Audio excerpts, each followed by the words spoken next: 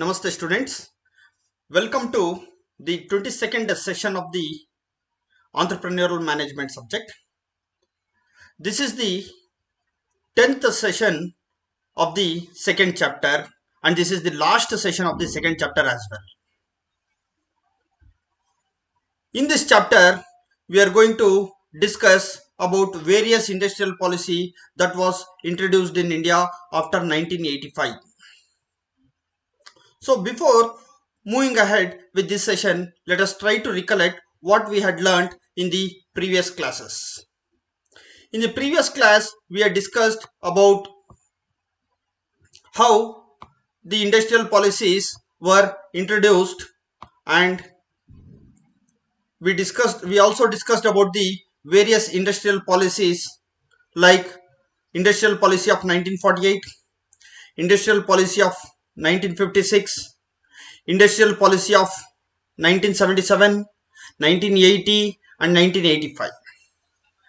In this class, we are going to discuss about the other policies which was introduced after 1985.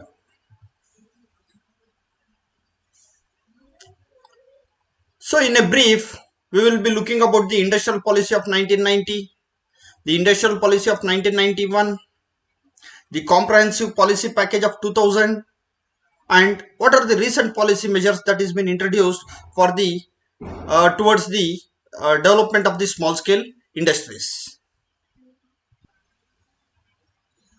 Friends, Lawrence Veit ಅನ್ನೋ ಒಬ್ಬ economist ಒಂದು ಮಾತು ಹೇಳ್ತಾನೆ, ಭಾರತ ದೇಶದಲ್ಲಿ ಇರತಕ್ಕಂಥ ಇಂಡಸ್ಟ್ರಿಯಲ್ ಪಾಲಿಸೀಸ್ ಅಲ್ಲಿ ಇರತಕ್ಕಂಥ ಎಲ್ಲ ಇಂಡಸ್ಟ್ರೀಸ್ ಏನಾದ್ರು ಇವತ್ತು ಎಸ್ಟಾಬ್ಲಿಷ್ ಆಗ್ಬಿಟ್ಟಿದ್ರೆ ನಮ್ಮ ಭಾರತ ಇಡೀ ವಿಶ್ವದಲ್ಲೇ ಇನ್ ಇಂಡಸ್ಟ್ರೀಸ್ ನಂಬರ್ 1 ಸ್ಥಾನದಲ್ಲಿ ಇರ್ತಾ ಇತ್ತು. ಆದರೆ ಪಾಲಿಸೀಸ್ ಎಲ್ಲ ಇಂಟ್ರೊಡ್ಯೂಸ್ ಮಾಡಿದ್ರು, ಬಟ್ ಇಂಪ್ಲಿಮೆಂಟೇಷನ್ ಅಲ್ಲಿ ಲ್ಯಾಗ್ ಆಗ್ತಿತ್ತು ಅಂತ ಹೇಳ್ಬಿಟ್ಟು ಹೇಳ್ತಾನೆ. ಸೊ ಅದನ್ನೊಂದನ್ನ ಮೈನ್ ಕಾನ್ಸೆಪ್ಟ್ ನ ಮೈಂಡ್ ಅಲ್ಲಿ ಇಟ್ಕೊಂಡು ಏನ್ ಮಾಡ್ತಾರೆ, they introduce the next policy related to the industry that was in 1990. Friends, ಎಲ್ಲ ಇಂಡಸ್ಟ್ರಿಯಲ್ ಪಾಲಿಸಿ ತರನೇ ಈ ಇಂಡಸ್ಟ್ರಿಯಲ್ ಪಾಲಿಸಿ ಕೂಡ ಸಣ್ಣ ಕೈಗಾರಿಕೆಗಳಿಗೆ ಅತಿ ಹೆಚ್ಚು ಒತ್ತು ಕೊಡ್ತಾರೆ. ಯಾಕೆಂದ್ರೆ ಅವ್ರಿಗೆ ಗೊತ್ತಿರುತ್ತೆ, it is the small scale industry which is going to create the more and more employment generation than the other industries. Along with this ಏನ್ ಮಾಡ್ತಾರಪ್ಪ ಅಂತ ಹೇಳಿದ್ರೆ, ಈ ಸ್ಮಾಲ್ ಸ್ಕೇಲ್ ಇಂಡಸ್ಟ್ರೀಸ್ಗೆ ಅವಶ್ಯಕತೆ ಇರತಕ್ಕಂತ ಇತರ ಫೆಸಿಲಿಟೀಸ್ ನ ಕೊಡ್ಲಿಕ್ಕೆ ಇವರು ತುಂಬಾ ಎಂಫಸೈಸ್ ಮಾಡ್ತಾರೆ. Friends, it might be the capital, it might be the infrastructure facilities. ಅದಕ್ಕಿಂತ ಹೆಚ್ಚಾಗಿ ಇವ್ರು ಏನ್ ಮಾಡ್ತಾರೆ ಅಂತ ಹೇಳಿದ್ರೆ, ಈ ಸಣ್ಣ ಕೈಗಾರಿಕೆಗಳನ್ನ ಮಾಡರ್ನೈಸ್ ಮಾಡೋ ಅಂತದಕ್ಕೆ ಅತಿ ಹೆಚ್ಚು ಒತ್ತು ಕೊಡ್ತಾರೆ. ಮತ್ತೆ technology upgradation of the small scale industries, ಇದೆರಡಕ್ಕೂ ತುಂಬಾನೇ ಹೆಚ್ಚಾಗಿ ಒತ್ತು ಕೊಡ್ತಾರೆ. ಫ್ರೆಂಡ್ಸ್, ಅದ್ರ ಜೊತೆಗೆ ಏನ್ ಮಾಡ್ತಾರೆ ಅಂದ್ರೆ, ಇವರು ಕೆಲವೊಂದು ನೀತಿಗಳನ್ನ ರೂಪಿಸ್ತಾರೆ, ಕೆಲವೊಂದು ನಿಯಮಗಳನ್ನ ರೂಪಿಸ್ತಾರೆ.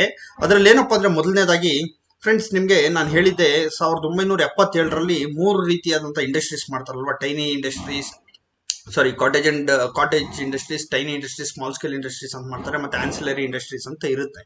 ಸರಿನಾ? ಸೊ 1985ರಲ್ಲಿ ಏನ್ ಮಾಡಿರ್ತಾರೆ ಅಂತ ಹೇಳಿದ್ರೆ, ಸಣ್ಣ ಕೈಗಾರಿಕೆಗಳು 35 ಲಕ್ಷವರೆಗೂ ಇನ್ವೆಸ್ಟ್ಮೆಂಟ್ ಮಾಡಿದ್ರೆ ಅದನ್ನ ಸಣ್ಣ ಕೈಗಾರಿಕೆಗಳು ಅಂತ ಕರೀತಾರಲ್ವಾ. ಆ 35 ಲಕ್ಷ ಇರೋದನ್ನ ಏನ್ ಮಾಡ್ತಾರೆ, 60 ಲಕ್ಷ ರೂಪಾಯಿಗೆ ಏರಿಸ್ತಾರೆ. ಸೊ ಸಣ್ಣ ಕೈಗಾರಿಕೆಗಳು ಅಪ್ ಟು 35 lakhs ಏನ್ ಇನ್ವೆಸ್ಟ್ಮೆಂಟ್ ಇತ್ತಲ್ವಾ, it was increased up to the 60 lakhs. Ancillary ಇಂಡಸ್ಟ್ರೀಸ್ಗೆ 45 lakhs ಇಂದ ಏನ್ ಮಾಡ್ತಾರೆ, 75 lakhs ವರ್ಗು ಇನ್ಕ್ರೀಸ್ ಮಾಡ್ತಾರೆ. ಇದು related to the small scale and ancillary industries. ಮತ್ತೆ ಟೈನಿ ಇಂಡಸ್ಟ್ರೀಸ್ಗೆ ಏನ್ ಮಾಡ್ತಾರೆ, 2 ಲಕ್ಷ ರೂಪಾಯಿ ಇದ್ದಿದ್ದನ್ನ ಇನ್ವೆಸ್ಟ್ಮೆಂಟ್ ಲಿಮಿಟ್ ಏನ್ ಮಾಡ್ತಾರೆ, 5 ಲಕ್ಷ ರೂಪಾಯಿವರೆಗೂ ಇವರು ಎಕ್ಸ್ಟೆಂಡ್ ಮಾಡುವಂತ ಕೆಲಸನ ಮಾಡ್ತಾರೆ. ಫ್ರೆಂಡ್ಸ್, ಅದ್ರ ಜೊತೆಗೆ 1977ರಲ್ಲಿ 504 ಐಟಮ್ಸ್ ನ ರಿಸರ್ವ್ ಮಾಡಿರ್ತಾರೆ. ಸಣ್ಣ ಕೈಗಾರಿಕೆಗಳ ಅವರೇ ಪ್ರೊಡ್ಯೂಸ್ ಮಾಡಬೇಕು. Only small scale industry has to produce this 504 items ಅನ್ನೋದನ್ನ ಇನ್ ದಿ ಇಯರ್ 1977 ನಲ್ಲಿ ಏನ್ ಕೊಟ್ಟಿರ್ತಾರಲ್ವಾ, 504 ಇವ್ರು ಏನ್ ಮಾಡ್ತಾರೆ,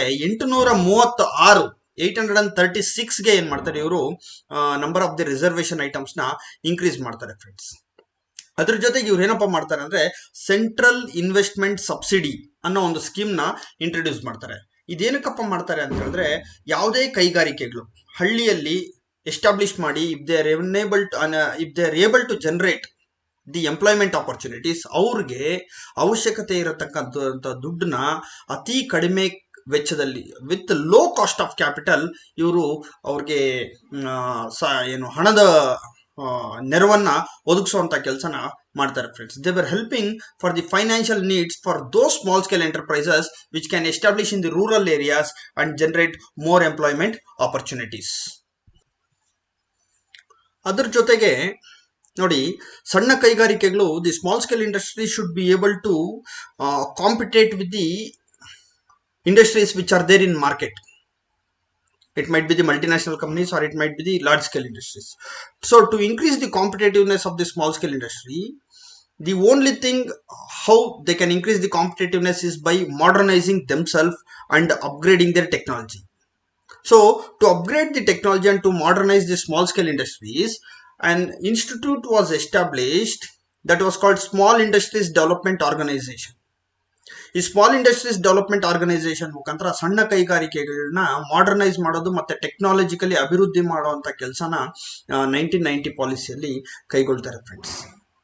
ಅದರ ಜೊತೆಗೆ ಸಣ್ಣ ಕೈಗಾರಿಕೆಗಳಿಗೆ ಹಣದ ಅರಿವು ಹರಿತಾ ಇರಬೇಕು ಅನ್ನೋ ಒಂದು ಕಾರಣ ಒಂದು ನಮ್ಮ ಮೈಂಡ್ ಅಲ್ಲಿ ಇಟ್ಕೊಂಡು SIDBI, small industries development bank of India ಅನ್ನೋದನ್ನ 1990ರಲ್ಲಿ ಸ್ಥಾಪನೆ ಮಾಡ್ತಾರೆ ಫ್ರೆಂಡ್ಸ್.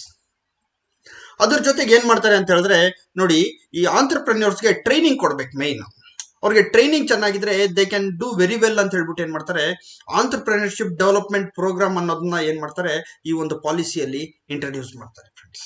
ಸೊ ಈ ರೀತಿಯಾಗಿ ಹಲವಾರು ನಿಯಮಗಳನ್ನ they introduce lot of policies and development measures for the upliftment of the small scale industries friends. So let us move on to the next industrial policy statement, that is 1991. Friends, the industrial policy in 1991 was the step which was a drastic step that was taken towards the small scale industries.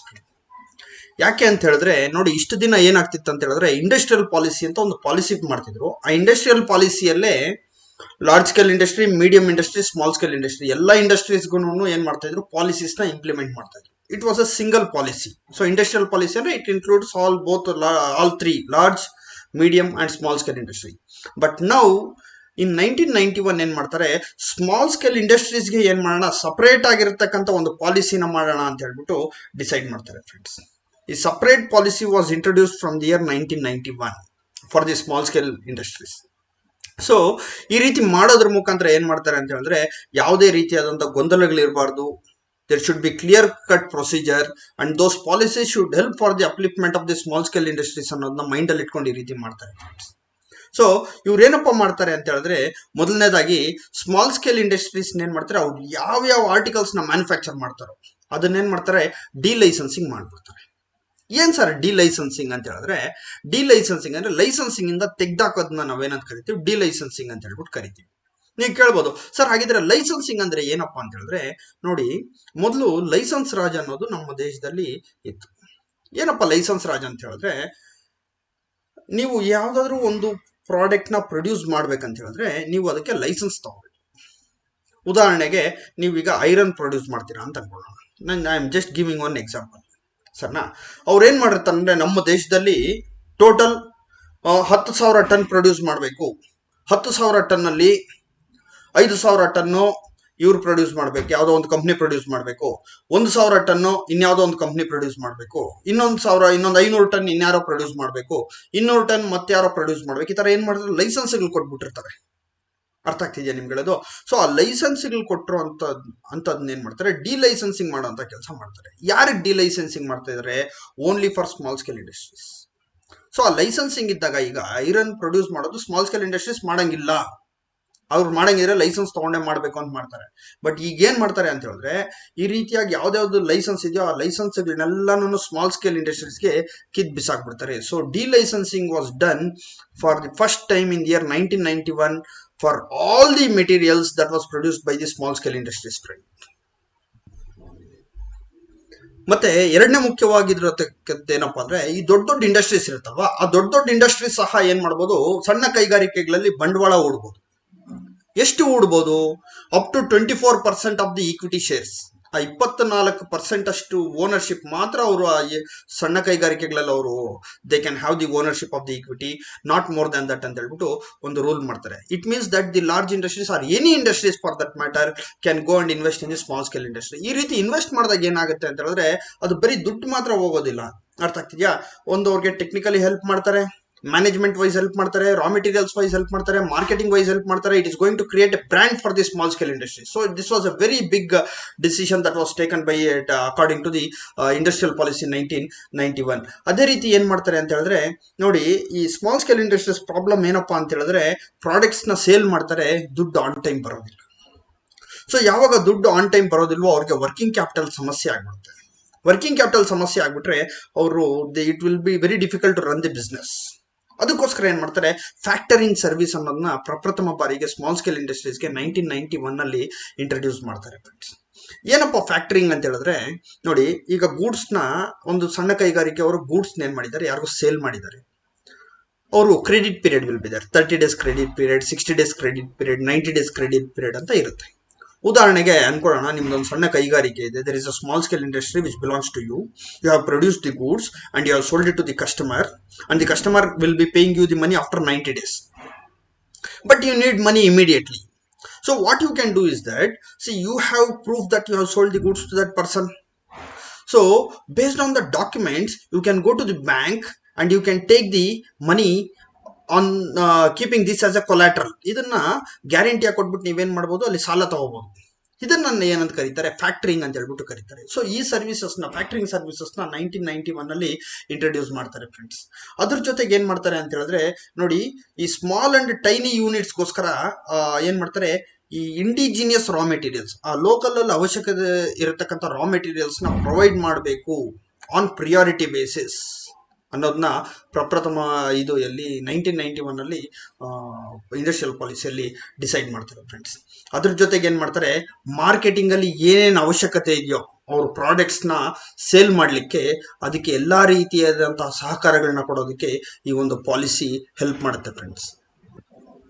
ಅದು ಯಾವ ರೀತಿ marketing ಮಾಡ್ಬೋದು, they can market the small scale industries through cooperatives societies ಮುಖಾಂತರ ಮಾಡ್ಬೋದು, public institutions ಮುಖಾಂತರ ಮಾಡ್ಬೋದು, corporations ಮುಖಾಂತರ ಮಾಡ್ಬೋದು, ಅಥವಾ ಅವ್ರದ್ದೇ ಸರ್ಕಾರದ ಕೆಲವೊಂದು ಸರ್ಕಾರಿ ಸ್ವಾಮ್ಯ ಸಂಸ್ಥೆಗಳ ಮುಖಾಂತರ ಮಾಡುವಂತ ಕೆಲಸನ ಮಾಡ್ತಾರೆ ಫ್ರೆಂಡ್ಸ್.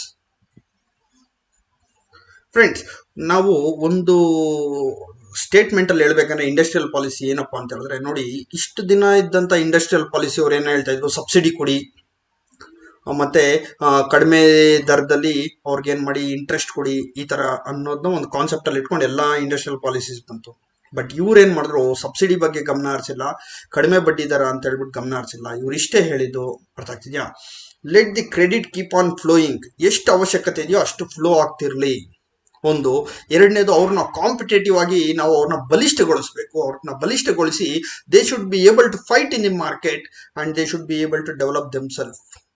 ಸೊ ಇದನ್ನ ಮೇನ್ ಕಾನ್ಸಂಟ್ರೇಟ್ ಇಟ್ಕೊಂಡು ಇಂಡಸ್ಟ್ರಿಯಲ್ ಪಾಲಿಸಿ 1991 ಇಂಟ್ರೊಡ್ಯೂಸ್ ಮಾಡ್ತಾರೆ friends. So let us move to the next policy, that is comprehensive policy package of 2000. ಈ ಪಾಲಿಸಿ ಏನಪ್ಪಾ ಮಾಡ್ತಾರೆ ಅಂದ್ರೆ 2000ನೇ ಇಸ್ವಿಯಲ್ಲಿ ಸರ್ಕಾರ, it was the Vajpayee government ಇರುತ್ತೆ ಅವಾಗ. ಸೊ ಈ ಟೈಮಲ್ಲಿ ಅವ್ರು ಏನ್ ಮಾಡ್ತಾರೆ, ಕೆಲವೊಂದು ಡಿಸಿಷನ್ಸ್ ನ ತಗೊಳ್ತಾರೆ. ಅದರಲ್ಲಿ ಮೇನ್ ಏನಪ್ಪಾ ಅಂತ ಹೇಳಿದ್ರೆ 1 ಕೋಟಿವರೆಗೂ ಎಕ್ಸೈಸ್ ಡ್ಯೂಟಿ ಎಕ್ಸಂಪ್ಷನ್ಸ್ ನ ಕೊಡ್ತಾರೆ ಸಣ್ಣ ಕೈಗಾರಿಕೆಗಳಿಗೆ. 1 ಕೋಟಿವರೆಗೂ ಅವ್ರು ಏನೇ ಪ್ರಾಡಕ್ಟ್ ಸೇಲ್ ಮಾಡಲಿ, there is no need to pay any excise duty. So this was the very important decision that was taken. ಎರಡನೇದು ಏನ್ ಮಾಡ್ತಾರೆ, ಈ ಸರ್ವಿಸ್ ಇಂಡಸ್ಟ್ರೀಸ್ ಅನ್ನೋದನ್ನ ತರ್ತಾರೆ. ಯಾವ್ದ್ರಲ್ಲಿ, ಸಣ್ಣ ಕೈಗಾರಿಕೆಗಳಲ್ಲಿ ಸರ್ವಿಸ್ ಪ್ರೊವೈಡ್ ಮಾಡ್ತಾ ಇರೋಂಥವ್ರಿಗೆ ಇನ್ವೆಸ್ಟ್ಮೆಂಟ್ ಲಿಮಿಟ್ ನ 10 ಲಕ್ಷ ರೂಪಾಯಿವರೆಗೂ ಏರಿಸುವಂತ ಕೆಲಸ ಮಾಡ್ತಾರೆ friends.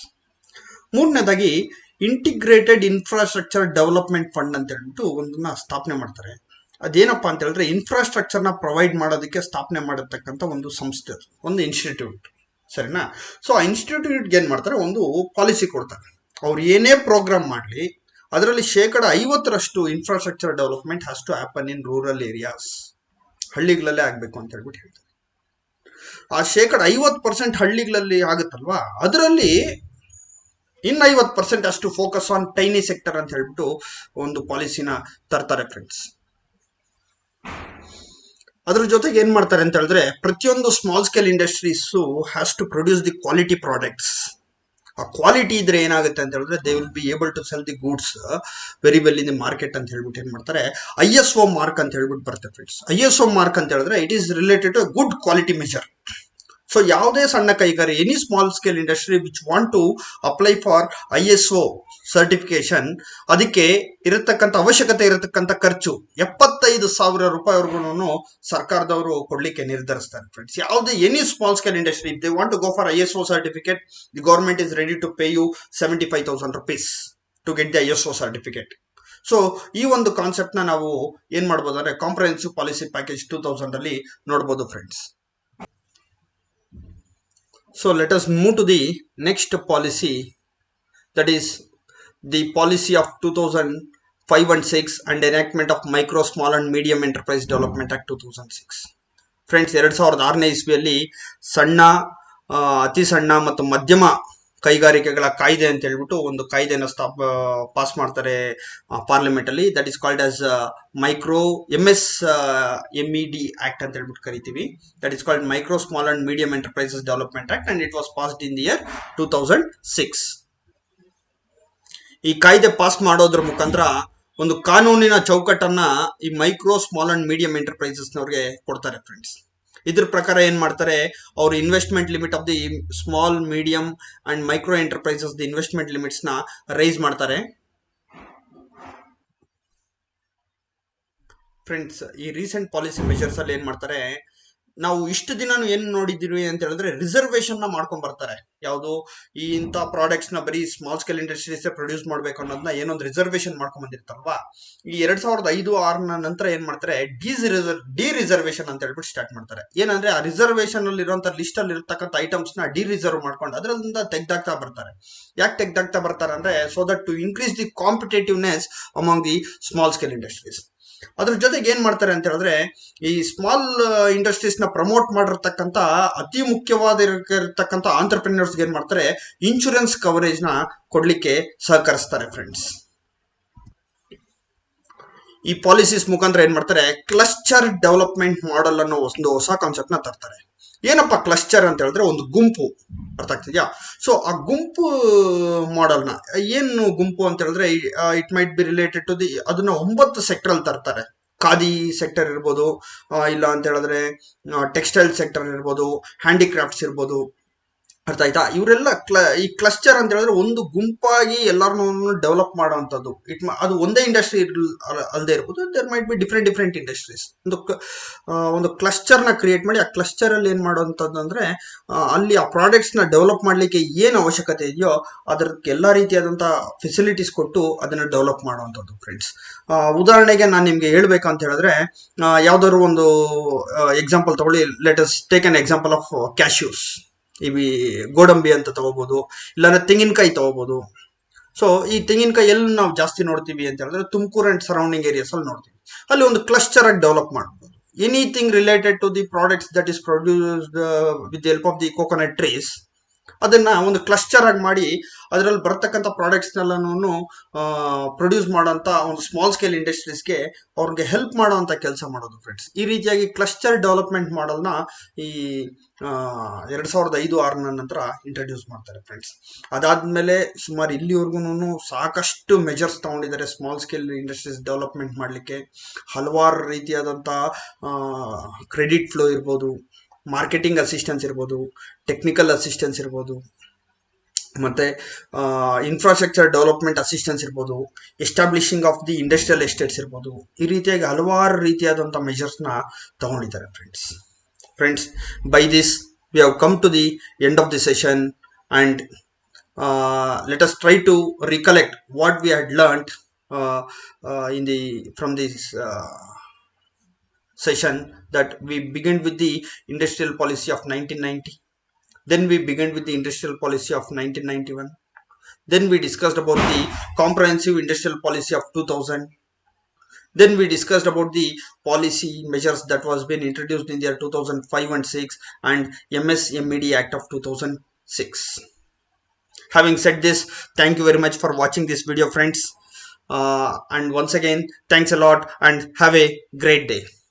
And see you and bye-bye.